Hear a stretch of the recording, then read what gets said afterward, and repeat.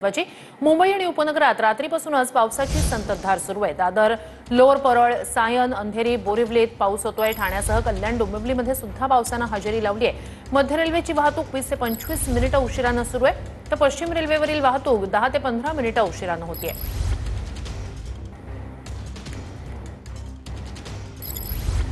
तर पुन्हा एकदा मुंबई आणि आसपासच्या उपनगरांमध्ये पावसाने चांगलाच जोर धरलेला आहे। रात्रीपासून पावसाची संततधार आहे।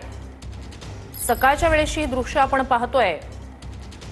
पावसामुळे सध्या वाहतुकीवर, लोकल वाहतुकीवर परिणाम झालाय।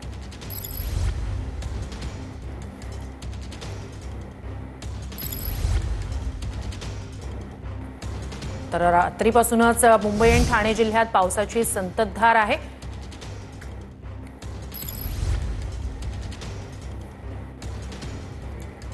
मुंबई आणि ठाणे जिल्ह्यात रात्रीपासून पडणाऱ्या पावसाचा फटका सध्या लोकल वाहतुकीला बसलेला आहे। मध्य रेल्वेची वाहतूक 20 ते 25 मिनिटे उशिराने होतीये, तर पश्चिम रेल्वेवर सध्या 10 ते 15 मिनिटे उशिराने वाहतूक सुरू आहे।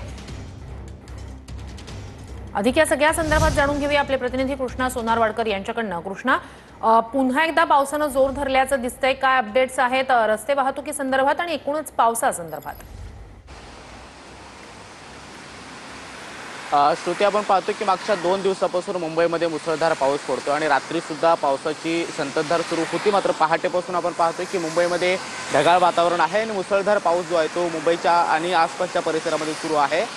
सध्या तरी लोकलवरती फारसा परिणाम झालेला नाहीये, मात्र सकाळची वेळ आहे आणि चाकरमानी घरातून बाहेर पडण्याची ही वेळ आहे आणि त्यामुळे ती सकाळची वेळ अत्यंत महत्त्वाची मानली जाते। मात्र याच वेळेला मध्य रेल्वे जवळपास 20 ते 25 मिनिटे उशिराने धावते, तर पश्चिम रेल्वे सुद्धा 10 ते 15 मिनिटे उशिरा धावत असल्याची माहिती मिळते आहे। मात्र रस्ते वाहतूक मार्गावरती आपण पाहतो की संततधार पावसामुळे जे हायवे आहेत तिथे सुद्धा काही प्रमाणामध्ये वाहतूक कोंडी होताना पाहायला मिळते आहे। सध्या घाटकोपर परिसरामध्ये मी आहे आणि पावसाची संततधार ही सुरूच आहे, त्यामुळे सकाळच्या वेळेला पावसानं अशा पद्धतीने जोर धरल्याचं पाहायला मिळतं आहे। आज हवामान विभागाकडून मुंबई आणि आसपासच्या परिसरामध्ये येलो अलर्ट जारी करण्यात आलेला आहे आणि दुपारनंतर पुन्हा एकदा मुसळधार पाऊस पडू शकतो। त्याचबरोबर काही भागामध्ये अतिमुसळधार पावसाची शक्यता वर्तवण्यात आलेली आहे आणि त्यामुळे दुपारनंतर जर पावसानं अशाच पद्धतीचा जोर धरला तर मुंबईतल्या लोकलवरती त्या फार मोठा परिणाम जो आहे तो होऊ शकतो। सध्या आपण पाहतो की मुंबईतल्या बऱ्याचशा भागामध्ये अशाच पद्धतीचं ढगाळ वातावरण जे आहे ते सकाळपासून पाहायला मिळतं आणि रात्री सुद्धा पावसाची संततधार मुंबईमध्ये सुरू होते आणि पहाटेपासून सुद्धा आपण पाहतोय मुसळधार पाऊस जो आहे तो मुंबईतल्या अनेक भागामध्ये पडतो आहे।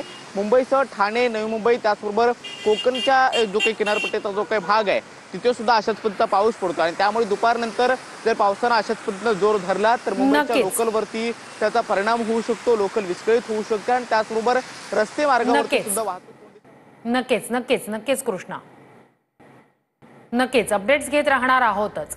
आपण थेट जाणार आहोत ठाणे रेल्वे स्थानकात। मयुरेश जाधव आपल्यासोबत जोडले गेलेले आहेत। मयुरेश, एक सर्वाधिक गर्दीचं असं स्थानक आहे ठाणे मध्य रेल्वेवरचं, तर आत्ता नेमकी काय तिथे स्थिती आहे लोकल वाहतुकीची आणि चाकरमान्यांचं नेमकं काय? आता आज पावसाचा दिवस आहे आणि अशातच ऑफिसला जायला निघालेत, किती त्यांना कोणत्या समस्यांचा सामना करावा लागतोय?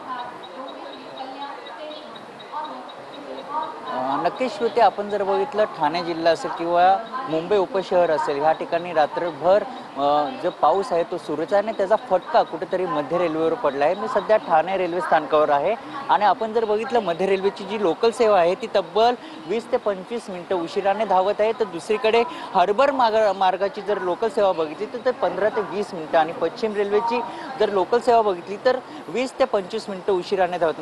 म्हणजे पावसाचा फटका हा मध्य रेल्वेवर देखील पडला आहे, कारण की सकाळच्या सुमारास जे चाकरमानी वर्ग असतात तो मुंबईकडे कामावर जात असतो। मात्र आता रेल्वे उशिराने असले ते चाकरमानीचे देखील मोठे हाल होत आहेत। आपण जर ठाणा रेल्वे स्थानक बघितलं तर आता गर्दी ह्या ठिकाणी दिसत नाही, कारण की 8 आणि 8:30च्या सुमारास ठाणा रेल्वे स्थानक असेल त्या ठिकाणी मोठी गर्दी होत असते। मात्र लोकल सेवा उशिराने आहेत, त्यामुळे प्रवाशांना देखील नाहक त्रास सहन करावा लागत आहे, कारण की हार्बर असेल, पश्चिम असेल आणि मध्य रेल्वेचा जो पावसाचा फटका हा लोकल सेवेवर देखील पडला आहे, त्यामुळे प्रवाशांची गर्दी आता सुरू झाली आहे। नक्कीच अपडेट्स घेत राहूच। तुर्तास धन्यवाद तुम्ही दिलेल्या संपूर्ण माहितीसाठी। कृष्णा आणि मयुरेश, तुम्हा दोघांचेही धन्यवाद।